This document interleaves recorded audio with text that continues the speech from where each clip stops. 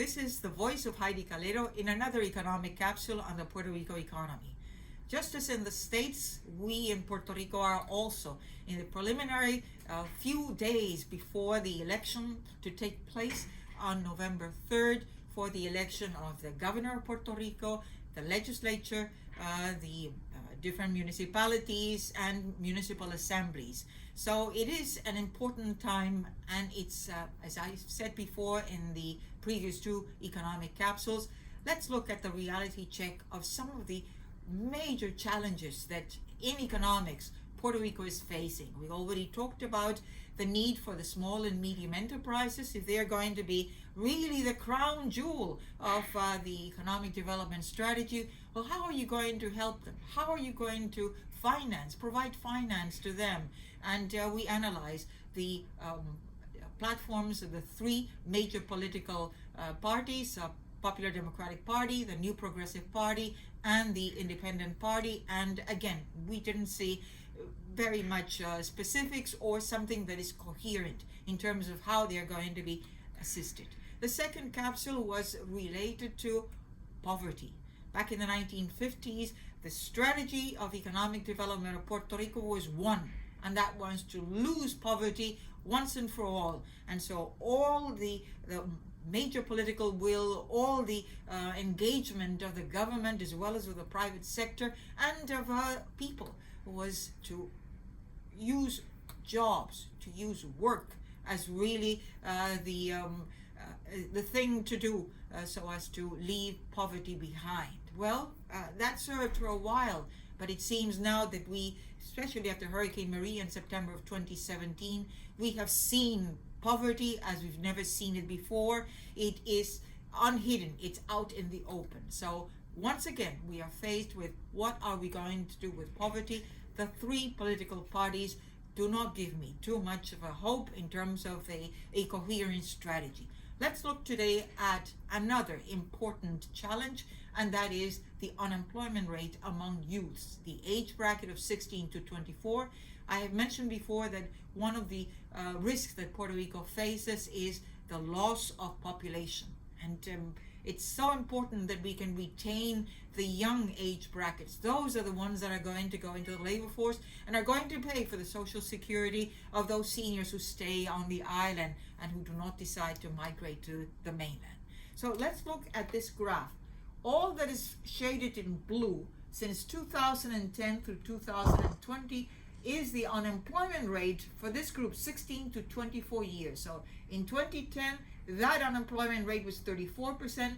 Back in 2014, it was 33%. And then in 2019, it was 22%. And as of September 2020, it's 13%. Notice that all of this shaded area is above this orange line, which is the average unemployment rate for all of Puerto Rico. It's always this unemployment rate for the youths, it's always higher than the average for Puerto Rico. So that's a major challenge.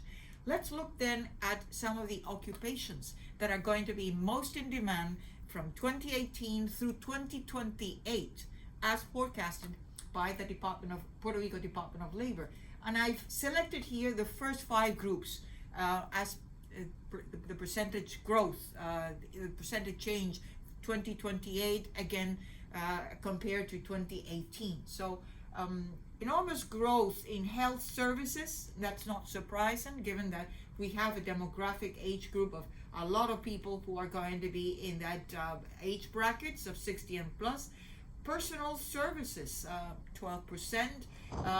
This is the science, technology, engineering, arts, and math, 10%. All those occupations that are related to these particular areas. Then food related, 7%, very closely tied to the tourism.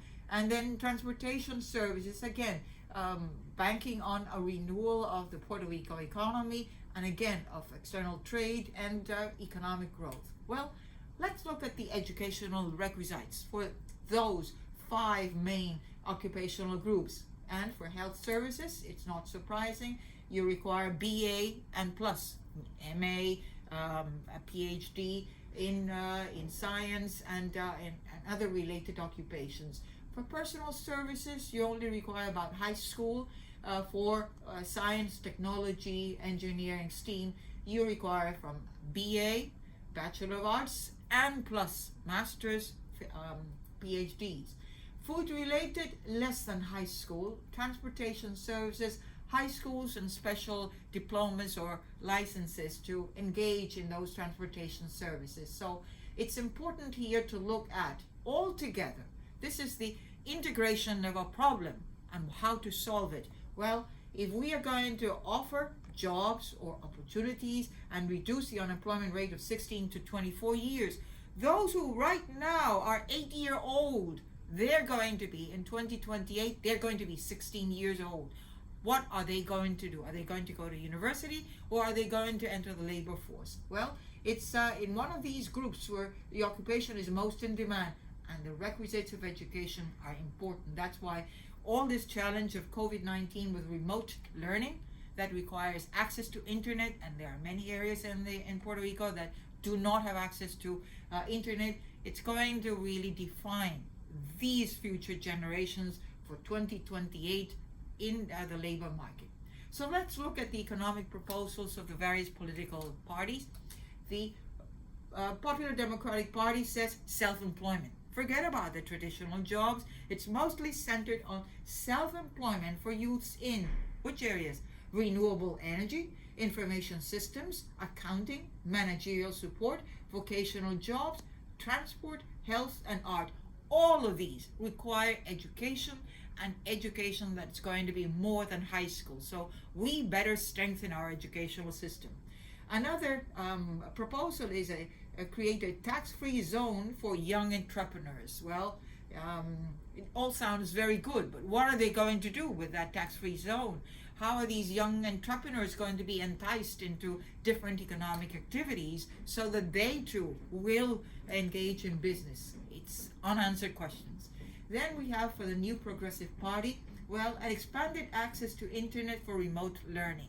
Again, none of these political parties will offer you a coherent action plan. They also say a seed fund for young entrepreneurs. They don't say how the sources of this finance, where are they going to come from. Then a fund for first job in civil government for recent graduates. Sounds very good, but with all the corruption that has been going on, not only in the government, but also in the legislature, we do not want these recent graduates to have this bad experience as to getting contaminated with bad habits. So be careful with that. And again, where are the funds going to come? Are they going to be minimum wage? Who knows if it's going to be $15 an hour? We are still in a bankruptcy. Public debt has not been paid. So enormous challenge. What are we going to do with it? And then promote sharing economy, whatever that may be. Then let's look at the Independence Party. They say, well, let's establish study and work programs. That requires supervision. That requires an action plan. Where are the jobs? And they are going to be studying in high school, in universities, not defined. Then promote import substitution and export of quality products. Import substitution. That seems to be going back to the 1970s. It didn't work at that time unless really we are going to do it in a very specific way and really joined in with exports. Which products? How are you going to help people to know which areas, where are you going to market your products, which destinies, how are you going to know all the requirements of customs? You know, it's all this plumbing that we don't know who's going to do that. And then they're going to also engage in tax reform to stimulate job creation. Well, easier said than done. It seems that all these tax reforms have been like a camel. I hope it works. And then regional development strategies, and that requires a concerted effort in terms of the 78 municipalities. And we don't know whether the 78 municipalities should still remain. So as you see, we are lacking in terms of a coherent response to this unemployment rate for the youths, the 16 to 24, which are at the heart of the labor market. So until our next capsule, vote with reasoning of who offers you the best explanations and the best at least platforms of what to do with all the challenges that we face in Puerto Rico. Until then, stay safe.